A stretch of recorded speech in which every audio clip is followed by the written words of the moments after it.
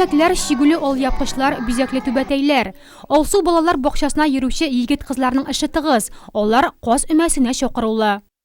Эмәсе шунда кызлар җыела, шунда уйна, шунда көлә, шунда дуслар табыла. Кыйга дип шыкыра әлләки кызлармы җырлап биеп каша ал быел килгән кызларны. Кызлар җыелган җиргә егетләр килми калмый. Балалар үз чыгышларында милли гырыф-гадәтләрне төгәл чагылдыра алды.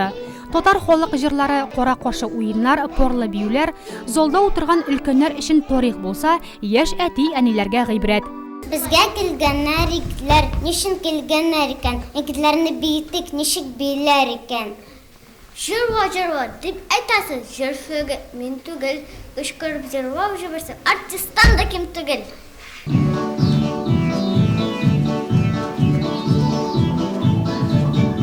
Алсу балалар бакчасы районда милли белем бирүнең үзәк базасы булып тора. Шуңа да биредә татар теленә игътибар зур. Үткәрелгән чаралар халыкчан, халкыбызның йолаларын өйрәнүгә юнәлдерелгән. Балалык чор бит ул кабатланмас тылсымлы чор. Шуңа күрә без тәрбиячеләрнең бурычы халкыбыз йолалары, традицияләренә, иҗатына, сәнгатенә таянып, туган телгә хөрмәт, халкыбызга карата güzel әхлаки сыйфатлар тәрбияләү. Туган телебезне балалар дөрес, әдәби телдә матур итеп сөйләшә белүләренә ирешү. Балаларга халкыбызга хас милли үзенчәлекләрне, кунакчыллык, сабырлык тәрбияләү. Менә шушы максаттан чыгып, без балалар бакчасында йола бәйрәменә уздырабыз.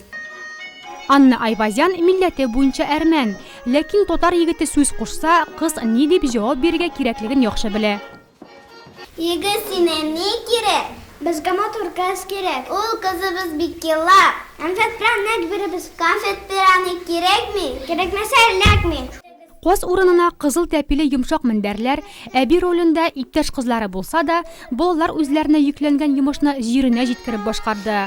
Казлар да йылкынды, чишмә суында чайкалды да. Эш беткәч күңел ачарга да, тәмле бәлеш белән сыйланырга да ярый.